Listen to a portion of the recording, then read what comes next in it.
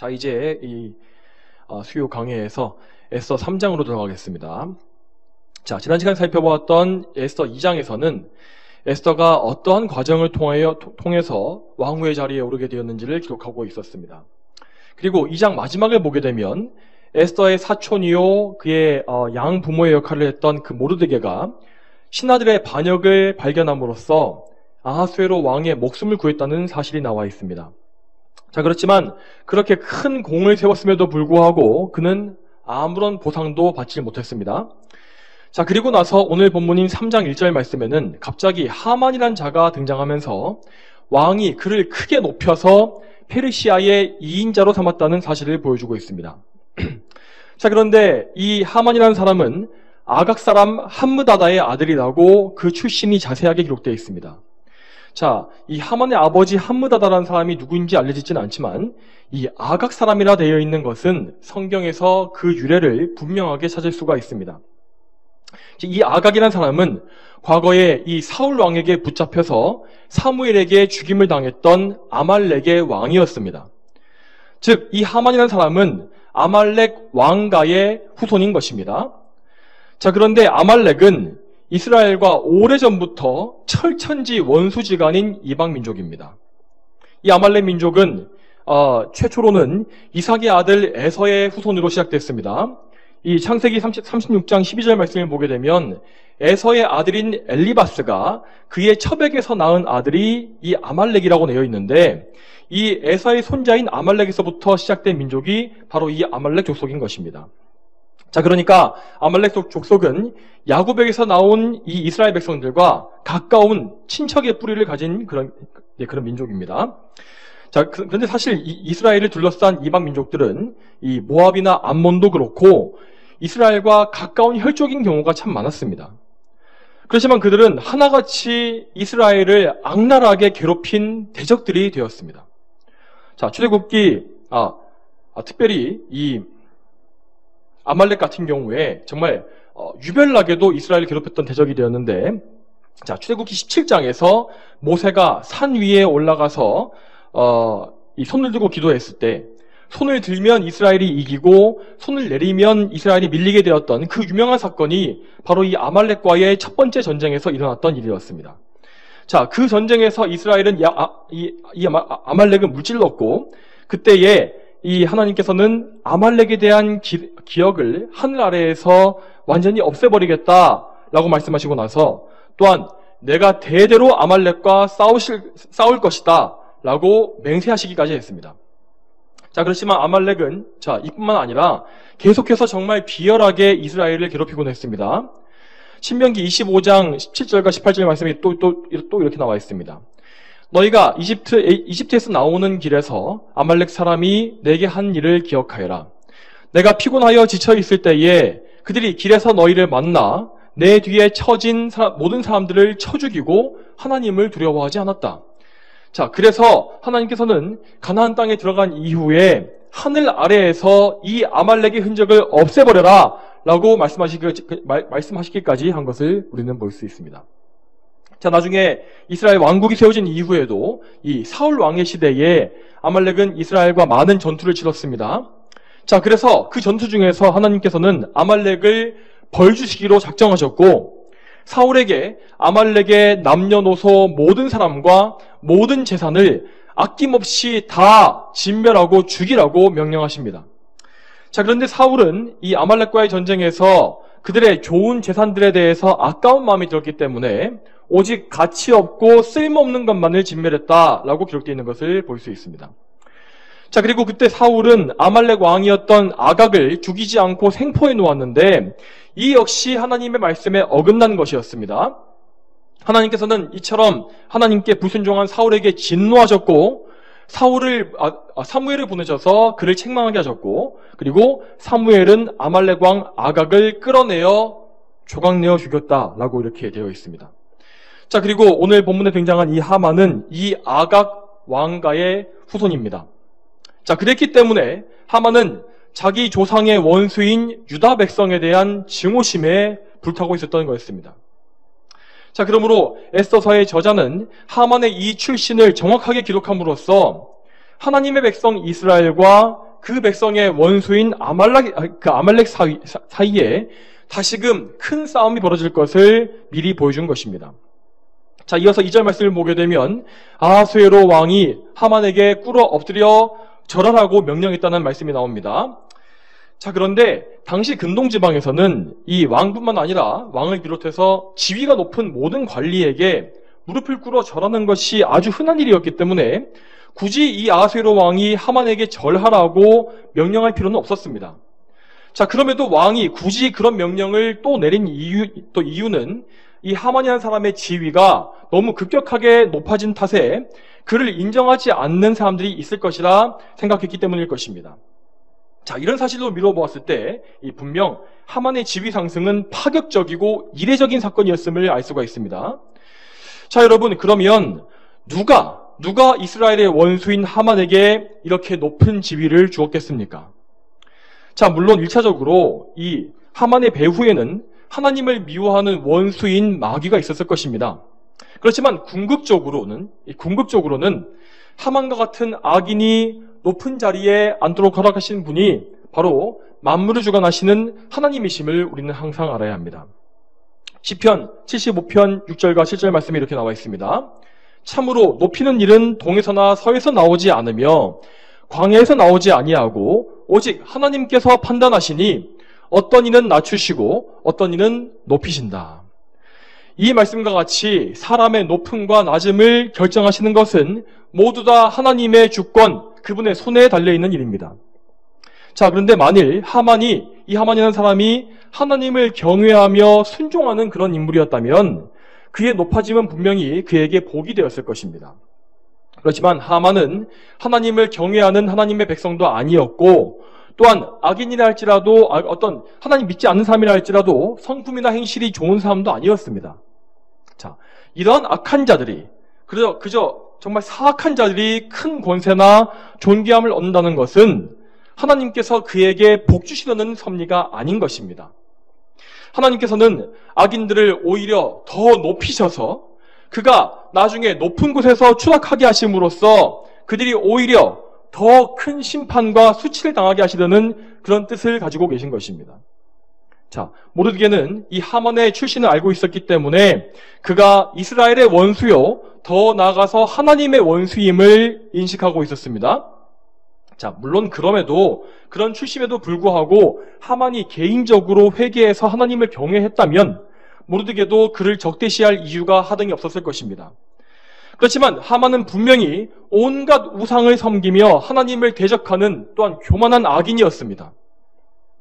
하나님께서 말씀에 대대로 아말렉과 싸우시겠다고 말씀하셨기 때문에 모르드게는 그 싸움이 그의 당대에도 유효하다는 사실을 믿고 있었고 그 말씀에 따라서 이 악한 아말렉 족속 하만에게 무릎 꿇지도 않고 절하지도 않았던 것입니다.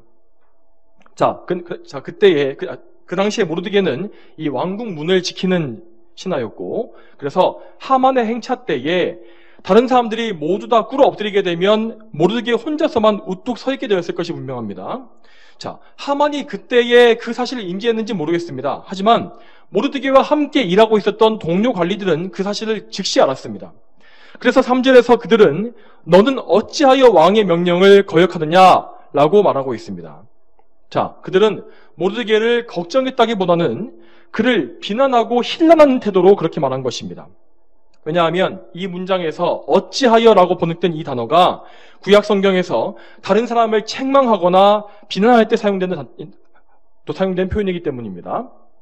여러분, 이처럼 이 성도들이 하나님의 말씀에 순종하기 위해서 이 세상의 법칙에 반항할 때에, 자, 이 세상 사람들은 유별나게도 그 성도들을 미워하고 공격하는 것을 우리는 자주 볼 수 있습니다. 오늘날에도 그것은 똑같습니다. 여러분, 이 현재의 자유민주주의 국가, 이런 체제 안에서는 분명히 개인의 의견의 자유가 있고 또 종교나 이 종교의 자유나 모임의 자유가 다 보장되어 있지 않습니까? 그럼에도 불구하고 지난 코로나 시국 때에 이 세상 사람들이 이 교회를 얼마나 욕하고 유난히도 미워했습니까? 자기들은 회사에 나가고 식당에서 모여서 밥을 먹으면서도 또 지하철과 버스 역시 날마다 사람들로 빽빽하게 차 있었음에도 불구하고 이 세상 사람들은 오직 교회만을 비난하고 손가락질했습니다. 단지 이 정부에서 그 권력을 가지고 종교 집회를 금지했다는 이유 하나만으로 아무런 논리적인 생각이 없이 무조건 성도들만을 미워한 것입니다. 자, 여러분, 그렇지만 우리는 이 세상 사람들의 법이나 그들의 생각보다 먼저 하나님의 법과 그분의 뜻이 무엇인지를 항상 생각해야 하는 것입니다.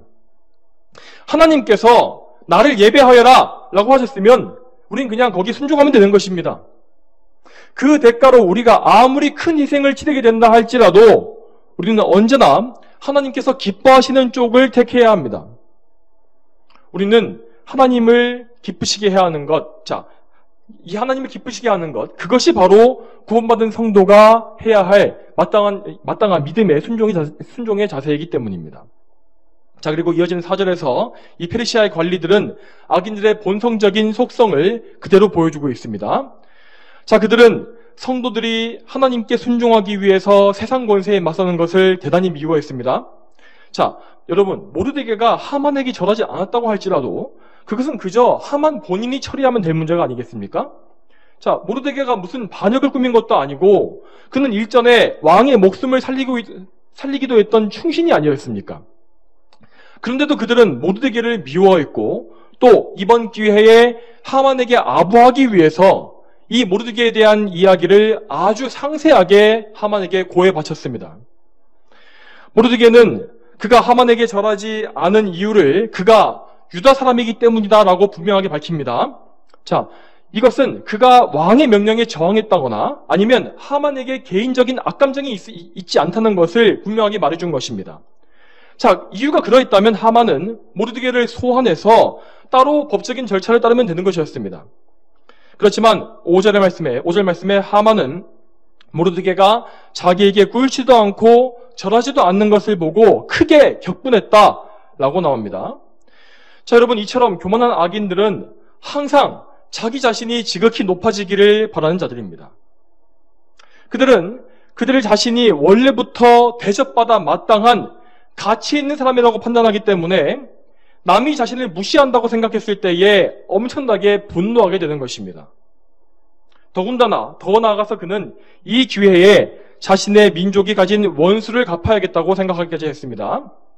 6절 말씀에 하만은 모르드게 한 사람에게만 손대는 것을 부족하다고 여겼으니 이는 그들이 하만에게 모르드게가 어느 백성인지 알렸기 때문이다. 그래서 하만이 아하수에로의 온 왕국에 있는 모든 유다 사람 곧 모르드게의 백성을 전멸시키려 하였다.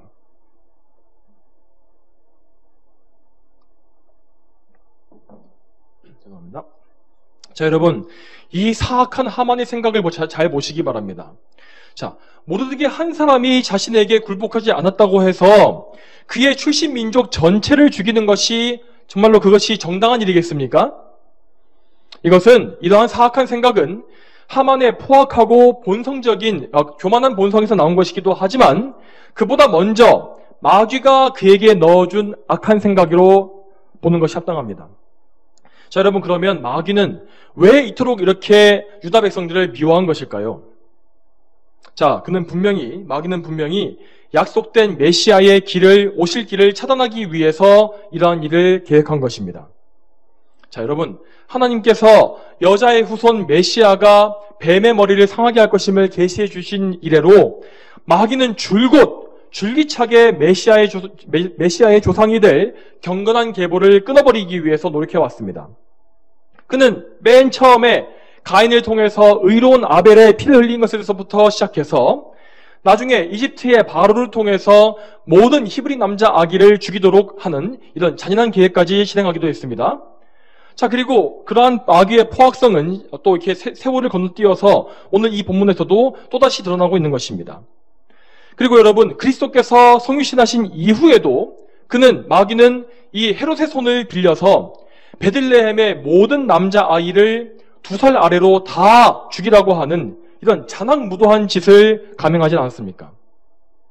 이처럼 마귀는 사람의 생명을 조금도 귀하게 여기지 않으며 하나님의 형상을 따라 지어진 인간을 어떻게 해서든 한 사람이라도 더 파괴시키고 멸망시키고 싶어 하는 것입니다. 그리고 무엇보다 마귀는 하나님의 선택을 받은 의로운 백성들의 피를 갈망하고 있는, 그 피에 목말라 있는 자입니다. 자, 여러분, 이러한 마귀의 속성을 우리가 알고 있다면 도대체 우리가 어떻게 그를 가까이 하거나 또 하나님을 멀리할 수 있겠습니까? 그렇지만 타락한 죄인들은 영적으로 눈이 멀어 있기 때문에 항상 이 사악하고 이렇게 끔찍한 마귀를 가까이 하고 있습니다. 이어지는 7절 말씀에서 하만이 무슨 행동을 하는지 또 잘 보시기 바랍니다. 그는 유다 백성을 절멸시키기 위한 날짜를 받기 위해서 제비뽑기를 실행합니다. 자, 그는 분명히 이때에 페르시아의 용하다는 점술가들을 그 자리에 불러다 놓고 이 일을 벌였을 것이 분명합니다.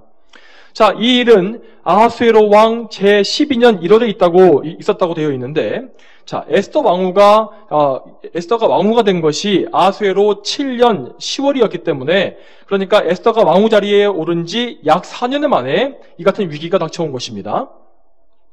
자, 그런데 성경에서 제비뽑기는 항상 하나님의 섭리의 결정을 맡기는 방법으로 또 이렇게 나오고 있습니다. 잠언 16장 33절 말씀에 제비는 사람이 뽑으나 모든 결정은 여호와께서 하신다라는 말씀처럼 하나님의 백성들은 이 제비뽑기를 단순한 우연으로 보지 않고 항상 하나님의 섭리의 결정으로 받아들이는 것입니다. 자, 그렇지만 이 사악한 하만은 자기가 섬기는 우상들에 대한 신앙을 가지고서 그 귀신들의 선택에 따르려는 마음을 가지고 이 제비뽑기를 행한 것입니다. 자, 그렇지만 분명히 그 결과는 귀신이 아니라 하나님께서 정하신 것입니다. 이 제비뽑기의 결과는 그 해에 12월로 나왔는데 아마도 이것은 그 제비 중에서 가장 늦은 날짜였을 것이 분명합니다. 자, 그런데 어떤 중요한 결정이 내려졌으면 당연히 그것을 가능한 한 가장 빠른 시기에 수행하는 것이 합리적이지 않겠습니까? 그런데 이 어리석은 우상숭배자 하만은 온갖 미신과 악령에게 매여서 거의 1년이라는 기간을 기다리게 된 것입니다. 하만은 포악한 마음으로 마귀의 길을 따라간 결과로 오히려 에스더와 모르드게에게 그의 계획에 대항할 수 있는 날짜를 벌어준 꼴이 되고 말았습니다. 이처럼 하나님의 섭리는 의인들에게는 선한 결과를 주시고 또한 반대로 그분을 미워하는 자들에게는 이렇게 악한 결과를 주시는 것입니다. 어찌되었건 간에 이 하만은 그 날짜를 받아들고서 이 계획을 허락받기 위해서 아하수에로 왕에게 나아갔습니다. 그는 왕에게 엄청난 총애와 신뢰를 한 몸에 다 받고 있었기 때문에 확신에 차서 의기양양했을 것입니다. 그의 이러한 자신만만한 태도는 그가 왕에게 했던 말에서도 그대로 알 수 있습니다. 8절 말씀에 하만이 아하수에로 왕에게 말하였다. 왕의 나라 각도의 백성들 가운데 한 백성이 흩어져 살고 있는데 그들의 법은 모든 백성의 법과 다르며 그들은 왕의 법도 지키지 않으니 그들을 내버려 두는 것이 왕께 유익하지 않습니다. 자, 여러분, 지금 하만은 수십만의 백성들을 한꺼번에 죽이겠다고 하는 엄청나게 심각하고 중대한 계획을 보고하고 있습니다. 자, 그런데도 불구하고 그는 이 민족이 정확히 어떤 민족인지도 밝히지 않고 있습니다. 다시 보십시오. 왕의 나라 각도의 백성들 가운데 한 백성이 흩어져 살고 있는데, 자, 그리고 그 이후에 하고 있는 말도 아무 근거가 없이 모호합니다. 이처럼 불확실한 내용을 왕에게 허락받기 위해서 그는 9절에 이어서 솔깃한 제안을 추가하고 있습니다. 이스라엘 백성들을 멸절시킨 이후에 그는 그들의 재산을 수탈해서 은 1만 달란트를 모아서 왕께 바치겠다라고 그렇게 말을 하고 있습니다. 자, 여러분, 이 1만 달란트라는 이 돈은 대충만 계산해도 자그마치 350톤에 달하는 엄청난 양입니다. 자, 이것은 페르시아의 1년 세금 수입의 3분의 2에 해당하는 엄청난 액수였다고 합니다. 그러니까 이 대한민국의 1년 예산으로 계산해 보면 약 300조를 일시에 바치겠다라고 하는 말과 똑같은 것입니다. 자, 아하수에로에게 죄송합니다. 이 아하수에로 왕에게 이 제안은 정말 솔깃했던 것 같습니다. 자, 일부 주석가들은 그 당시 아하수에로가 그리스도와의 전쟁에서 입은 막대한 재정적인 손실과 또한 정치적인 굴욕을 만회하기 위해서 유다 백성을 제물로 삼으려 했던 것이라고 해석하기도 합니다. 또한 이 당시 아하수에로는 이 하만이라는 사람에 대해서 이상하리만치 절대적인 신뢰를 가지고 있었기 때문에 이에 신중하지 못하고 어리석은 제안을 곧바로 받아들였습니다. 여러분, 여기서 뭘 알 수 있습니까? 아하수에로는 자신이 다스리고 있는 백성들을 사랑하고 있는 좋은 왕이 아니라 그저 어리석고 악한 폭군이라는 사실입니다. 그는 자신의 정치적인 목적이나 이익을 위해서라면 백성들의 목숨 따위는 아무리 많이 희생될지라도 안중에도 없었던 것입니다. 페르시아는 이처럼 분별력 없고 변덕스러운 왕과 사악한 총리 대신에 의해서 다스려지는 그런 악한 나라였습니다. 그렇지만 하나님께서는 이런 악한 나라까지도 그분의 주권으로 완전하게 통치하시며 또한 당신의 모든 계획을 다 이루어내시는 권능의 하나님이십니다. 이어서 10절 말씀에서 아하수에로는 유다 백성에 대한 모든 고난을 하만에게 위임해 줍니다. 자, 참고로 11절 말씀에서 그 은을 너에게 준다라고 했던 이 표현은 하만에게 이 은을 받지 않겠다라고 말한 것이 아닙니다. 자, 에스더서 이 4장 7절 말씀에서 모르드게가 에스더에게 이 하만이 왕의 창고에 들여놓기로 한 은의 양까지 알려주었다라고 말하는 것을 보면 이 아하수에로는 은을 포기했다는 것이 아니라 단지 모든 전권을 다 위임한다라는 뜻을 그저 관용적인 표현으로 표현한 것이라 말할 수 있을 것입니다. 자, 결국 아하수에로는 이 막대한 재물에 눈이 멀어서 수많은 백성의 생명을 빼앗기로 결정했던 것이 맞습니다. 자, 이렇게 왕의 허가를 받은 이 하만은 지체 없이 서기관들을 모아서 모든 백성의 언어로 왕의 조서를 기록하고 아하수에로의 서명과 도장을 거기에 찍었습니다. 그리고 그것을 전령에게 맡겨서 페르시아의 모든 도로 다 보냈습니다. 자, 그 내용은 딱 11개월 후인 12월 13일에 모든 남녀노소 유다 사람들을 다 죽이고 그들의 모든 재산을 다 강탈하라는 그런 명령이었습니다. 그리고 본문 마지막 15절 말씀에 전령들이 왕의 명령을 받고 신속히 나갔고 그 칙령이 도성인 수산에도 전달되었으니 왕과 하만이 술을 마시며 앉아 있었으나 수산성은 술렁거렸다라고 되어 있습니다.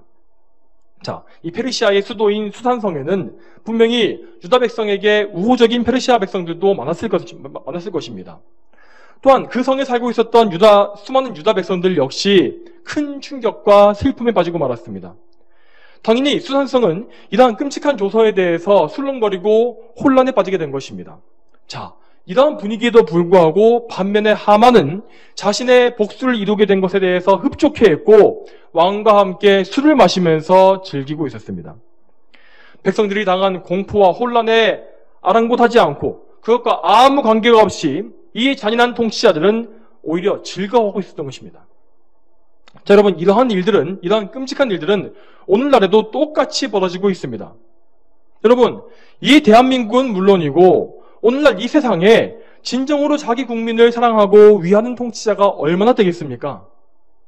또다시 지난 코로나 시국을 생각해 보게 되면 통치자들은 국민들이 고통을 당하든지 말든지 말도 안 되는 정책들을 강요하고 그들의 권력으로 모든 자유를 다 찍어 눌렀지 않습니까?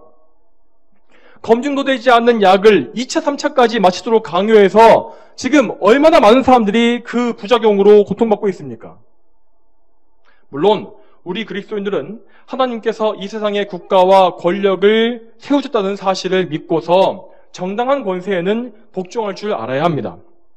그렇지만 우리는 절대로 이 세상의 통치와 권력에 어떤 궁극적인 기대를 걸어서는 안 되는 것입니다. 디모데전서 2장 2절 말씀에 왕들과 높은 지위에 있는 모든 이들을 위해서도 그렇게 하여라. 이는 우리가 모든 경건과 정중함으로 조용하고 평안한 생활을 하려는 것이다 라고 말씀하십니다. 이 말씀과 같이 이 세상의 통치 질서는 그저 우리가 이 세상에서 올바른 신앙생활을 안정되게 계속해서 하기 위해서 그 질서를 유지하기 위해서 필요한 것이라는 말씀입니다. 자, 그렇기 때문에 우리는 이 세상에서 우리의 신앙생활을 위해서 올바른 질서를 잡아줄 수 있고 또한 하나님의 계명에, 그분의 뜻에 정면으로 대적하지 않을 수 있는 쪽에 투표해야 하는 것입니다. 하나님께서 세우신 도덕법과 가치관들을 다 붕괴시키는 사회주의나 공산주의, 이런 좌파에 가까운 세력은 당연히 멀리해야 하는 것입니다. 자, 그와 반대로 개인의 자유를 존중함으로써 개인의 신앙 자유에 손을 들어주는 쪽에 그의 편에 서는 것이 우리의 신앙 양심에 좀 더 올바른 것임을 우리는 확실히 알고 있어야 합니다. 자, 그렇지만 그럼에도 불구하고 우리는 이 세상 정치, 이 세상의 통치에 너무 큰 기대를 걸어서는 안 됩니다. 여러분, 이 세상의 이 정치는 말세에 가까워질수록 이 정치 성향이나 진영을 막론하고 모두 다 적그리스도의 권력 아래로 다 통일되게 될 것입니다. 자, 그런데 어떤 분들은 너무 맹목적으로 정치 세력을 지지하다 보니 그들이 하나님을 모욕하는 말과 행동을 하고 있는데도 그것까지 두둔하고 있는 것을 볼 수 있습니다. 그들이 분명히 신앙을 가지고 있고 하나님을 주님이시라고 우리의 주라 고백하고 있음에도 불구하고 하나님을 모욕하는 자들을 단지 자신의 진영이라는 이유만으로 두둔하는 것입니다.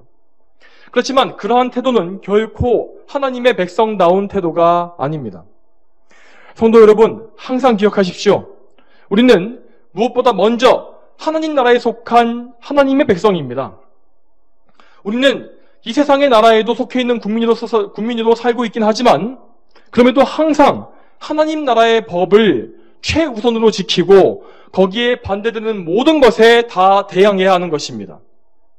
여러분, 분명히 하나님께서는 이 세상의 모든 국가를 다 통치하고 계십니다. 그리고 모든 나라는 다 결과적으로 하나님의 영광이 위해서 쓰여지게 될 것입니다. 그렇지만 우리가 분명히 기억해야 될 사실은 이 땅 위에 여전히 마귀의 왕국이 건재해 있다는 사실입니다. 이 마귀는 불법적으로 이 세상 권세를 찬탈하고 이 세상의 임금으로 공중 권세 잡은 자로서 여전히 군림하고 있습니다. 그러한 관점에서 오늘 우리가 살펴보고 있는 이 에스더 3장 본문 역시 철저히 하나님의 왕국과 마귀의 왕국 간의 싸움을 말씀하고 있다는 사실을 우리는 알아야 하는 것입니다. 자, 이러한 관점을 전제로 하지 않으면 우리는 이 본문의 해석과 적용에 상당한 혼란을 겪을 수밖에 없습니다. 제가 개인적으로 이번 설교를 준비하면서 이 여러 주석이나 강의집을 또 참고해 보았는데 특히 현대 주석가들에게서 이러한 해석상의 혼란이 나타나는 것을 볼 수가 있었습니다. 자, 그 현대 주석가들은 이 모르드게에 대해서 다소 비판적인 관점으로 이 본문을 해석하고 있었습니다. 자, 이런 것입니다. 모르드게가 에스더를 왕으로 만들기 위해서 페르시아의 우상숭배 관습에 노출시키는 것은 그런 큰 죄는 거리낌 없이 또 했으면서도 비교적 중요성이 덜했던 민족적인 악감정에 대해서는 너무나 집착하는 바람에 이스라엘 전체를 위험에 빠뜨리는 것이 아니냐라는 이런 관점인 것입니다. 자, 그러나 여러분, 모르드게는 결코 불필요하게 고집을 부린 것이 아닙니다. 다시 말씀드리지만 그는 분명히 이스라엘 민족에 대한 하나님의 뜻을 믿고 있는 사람이었고 그 신앙 가운데 아말렉 족속을 하나님의 대적으로 여긴 것입니다. 그리고 모르드게가 자기 신앙을 지키기 위해서 끝까지 버틸 수 있었던 것은 그의 개인적인 아집 때문이 아니라 하나님께서 섭리로서 그의 마음을 용감하고 굳세게 하셨기 때문임을 우리는 반드시 알아야 합니다.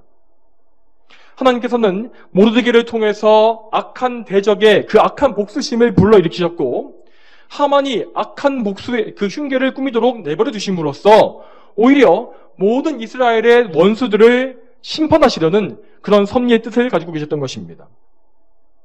또한 여러분, 모르드게가 에스더를 이방인 왕인 아하수에로와 결혼시키고 페르시아 왕가의 법도를 따르게 했던 것 역시 얼마든지 하나님의 특별한 섭리로서 설명할 수가 있습니다. 자, 물론 우리에게 보통 허락되고 있는 하나님의 일반적인 섭리는 이방인과의 결혼을 금지하며 또한 생활의 모든 면에서도 거룩한 구별됨을, 말씀에 따른 구별됨을 요구합니다. 그렇지만 성경 말씀에서는 때때로 특별한 섭리에 의해서 이런 것들을 허용하시는 경우가 간혹 있는 것입니다. 이 에스더 이전에도 요셉의 경우에 그는 총리로 임명된 이후에 이집트 제사장들의 딸과 결혼하지 않았습니까? 자, 그런데 하나님께서는 그 이방인 여자와 요셉 사이에서 태어난 므낫세와 에브라임을 각각 이스라엘 지파로 다 세워주셨고 거기에 대해서 요셉이 잘못한 것이라고 말씀하시지 않았습니다. 그러므로 이런 경우는 하나님께서 구속사의 목적을 이루시기 위해서 일시적으로 단회적으로 허용하신 일로 우리는 이것을 받아들여야 하는 것입니다. 자, 에스더의 경우도 마찬가지입니다. 하나님께서는 그분의 언약 백성인 이스라엘을 보호하시고 그들의 옳은 대적자들을 멸절시키시기 위해서 에스더가 페르시아 왕실에 들어가서 이방인 왕과 혼인하는 것을 허용하신 것입니다.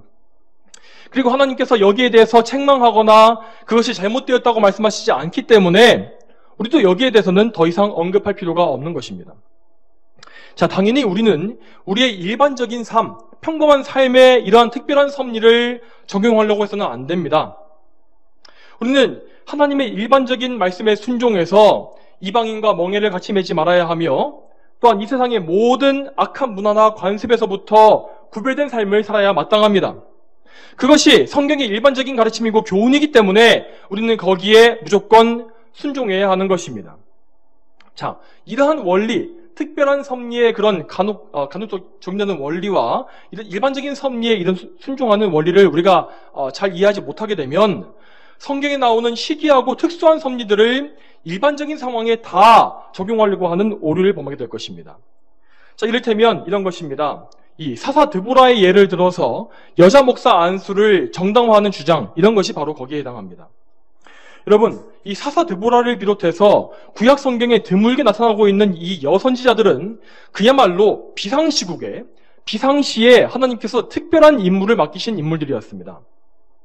평시에 임명되었던 일반적인 제사장이나 왕이나 선지자 등은 항상 남자들로만 세워졌으며 또한 신약 성경에 와서도 목회자와 집사의 조건에 대해서는 한 여자의 남편이라고 말씀하셔서 남자로만 그 역할을 한정하신 것입니다. 자, 그리고 무엇보다 하나님의 창조 질서는 남자가 여자의 머리가 되어서 그를 다스리는 것을 기본으로 하시는 것입니다. 자, 이런 말씀은 여자가 열등하다라고 말하는 것이 아니라 단지 남녀 간에 정해진 창조의 질서를 말씀하시는 것일 뿐입니다. 여러분, 우리 사람은 이러한 질서에 따를 때에만 진정한 행복과 안정과 평안을 누릴 수가 있습니다. 반면에 성경의 명령과 질서에 따르지 않는 것은 거기에 무슨 핑계를 댄다 할지라도 하나님께 거역하는 죄악에 불과한 것입니다. 자, 그런데도 오늘날의 이 여성 안수에 찬성하는 사람들은 단지 시대가 변했기 때문에 교회도 그 시대의 흐름에 맞춰야 한다라는 등의 논리를 내세우고 있지 않습니까? 자, 이렇게 잘못된 전제를 세워놓고 그 잘못된 전제에 성경 말씀을 끼워 맞추는 것이 그들의 신학적인 주장입니다. 그렇지만 이처럼 명백히 드러나 있는 하나님의 말씀에 억지로 거역하고 있는 사람들은 자신들이 지금 어떤 길을 가고 있는지를 정말 두려운 마음으로 돌아보며 회개해야 할 것입니다. 사랑하는 성도 여러분, 오늘도 우리는 이 에스더서의 말씀을 통해서 하나님의 선하신 섭리가 무엇인지를 다시 한번 배우게 됩니다. 자, 오늘 하만이 보여주었던 잘못된 모습을 잘 생각해 보시기 바랍니다. 그는 자신의 악한 본성에 철저히 따라가면서 원한과 복수심에 불탔고 또한 자기애와 자아도취 등등 온갖 교만한 마음으로 가득해 있었습니다. 또한 그는 왕의 권력에 아부하면서도 자신의 아랫사람들이 모두 자기에게 아부하길 또 바랬고 그러면서도 정작 가장 높으신 하나님께는 전혀 복종하지는 않았습니다. 대신 그는 우상숭배와 온갖 귀신들의 일에 빠져 있었고 점치는 일로서 이 점술로서 자신의 앞길을 결정하는 죄악을 또 범하지 않습니까? 여러분, 이처럼 온갖 악에 빠져 있는 죄인들은 모두 다 마귀의 노예로서 마귀의 도구로 이용될 수밖에 없습니다. 그리고 그들은 결국 하나님과 그분의 백성을 대적하는 자로 사용되는 것입니다. 여러분, 그렇지만 하나님께서는 결코 그런 악인들에게 방해를 받지 않습니다. 악인들도 결국에는 모두 다 하나님의 영광을 위한 도구로 사용되는 것입니다. 자, 그렇지만 그들은 선한 섭리로서 사용되는 것이 아니라 악한 일들에 대한 악한 방법으로 사용되도록 섭리되는 것입니다. 하나님께서는 직접 악을 행하도록 역사하시는 것이 아니라 악인들을 그저 그들의 악에 버려두시고서 그들을 통제하시고 제어하심으로써 결국 모든 것이 합력하여 선을 이루게 하시는 분이십니다. 그리고 나서 하나님은 자기 행위대로 악을 행한 자들을 그들의 죄대로 공의롭게 심판하십니다. 여러분, 잠언 16장 4절과 5절 말씀에 이렇게 나와 있습니다. 여호와께서 모든 것을 그분의 목적에 따라 만드셨으니 심지어 악인도 재앙의 날을 위해 만드셨다. 마음이 교만한 모든 사람을 여호와께서 혐오하시니 서로 손을 잡을지라도 벌을 면치 못할 것이다. 이처럼 악인들은 하나님을 대적하는 일에 서로 연합하고 또한 그래서 온 힘을 다해서 악을 행하지만 결국 하나님의 섭리 안에서 공의로운 처벌을 면치 못하게 되는 것입니다. 그렇지만 반대로 하나님께 속하여서 그분을 항상 가까이 하는 경건한 성도들은 하나님의 선하신 섭리를 이루는 선한 도구로 사용됩니다. 성도들은 하나님의 법도에 주의하며 성령님의 인도하심을 늘 따라가기 때문에 모든 일을 이루어가는 과정 속에서도 하나님의 뜻을 따릅니다. 하나님의 일을 한다는 그런 명목으로 불법적인 방법을 택하는 것은 결코 성도들에게 올바른 것이 아닙니다. 하나님께서는 그런 하나님의 백성들 안에 성령님을 통해서 늘 함께하고 계십니다. 그러므로 성도들은 결코 마귀에게 이용당하거나 죄로 망하지 않는 것입니다. 자, 여러분 이제 말씀을 맺겠습니다. 여러분, 언제나 우리의 구원자요 주인이신 예수 그리스도를 바라보시며 그분께 의지하시기 바랍니다. 우리가 하나님의 백성이 되고 그분의 통치에 따르게 된 것이 누구의 공로로 된 것입니까? 우리가 스스로 값을 치러서 하나님 나라의 시민권을 산 것입니까? 그렇지 않습니다. 오직 은혜 언약의 중보자이신 예수 그리스도께서 우리를 대신하여 구속을 성취하셨기 때문에 우리는 이제 하나님 나라의 상속자가 되었고 보혜사 성령님의 내주하심의 은혜를 받는 그런 거룩한 백성이 된 것입니다. 예수 그리스도의 보혈의 공로가 아니었다면 우리는 지금 저 하만과 똑같은 악인으로 살고 있었을 것입니다. 여러분, 우리의 과거의 모든 죄를 생각해보면 또한 지금의 죄까지도 다 생각해본다면 하나님께서는 사실 우리를 멸망시키실 만한 공의로운 이유를 다 가지고 계시지 않았습니까? 그렇지만 하나님께서는 우리를 긍휼히 여기셨고 오직 그분의 은혜로, 그 은혜만으로 우리의 모든 죄에서 우리를 건져주신 것입니다. 우리의 죄값과 무거운 빚은 하나님의 아들이신 예수 그리스도께서 모두 다 지불해 주셨고 우리는 속량을 입고 자유함을 얻어서 오히려 하나님의 아들이 되는 권세를 누리게 되었습니다. 우리가 입게 된 이 놀라운 은혜를 생각해 볼 때에 우리는 하나님께 순종하며 그분의 나라와 영광에 우리의 모든 삶을 맞추어야 마땅한 것입니다. 성도 여러분, 그러므로 항상 삼위일체 하나님의 영광에 가장 먼저 집중하시기 바랍니다. 예수 그리스도를 구주로 믿고 그분의 계명에 순종하는 것이 바로 하나님의 영광을 위한 삶입니다. 오늘 이 말씀을 들으신 우리 모두가 은혜 안에 살면서 항상 하나님의 섭리를 신뢰하며 살게 되기를 소망합니다. 다 함께 기도하겠습니다.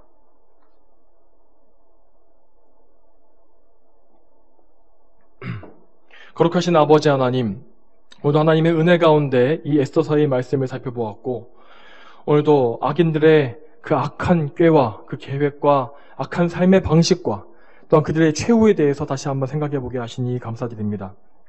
참으로 이 세상은 정말 그 모든 죄인들이 가득하고 또한 죄악된 일들과 또한 공중권세 잡은 마귀의 권세가 이 땅에 있습니다.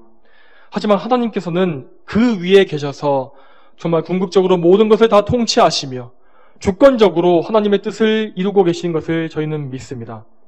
하나님 아버지, 그러므로 언제나 저희가 하나님 나라의 법에 순종하기를 힘쓸 수 있도록 도와주시옵소서. 이 세상 사람들이 우리에게 무엇이라 말한다 할지라도 언제나 하나님 말씀에 순종하기를 힘쓰며 모든 박해와 모든 환난에도 능히 이길 수 있는 믿음을 주시기를 간청합니다. 하나님 아버지, 또한 저희가 오늘 이 말씀대로 언제나 정말 예수 그리스도의 그 중보하심의 은혜, 우리를 모든 죄에서 건지신 그 은혜에 감사하게 하시며 정말 그 은혜를 받은 자들답게, 그 은혜로 구속받은 자들답게 하나님의 영광을 위해서 모든 것을 다하는 그런 거룩한 백성이 다 될 수 있도록 인도하여 주시옵소서.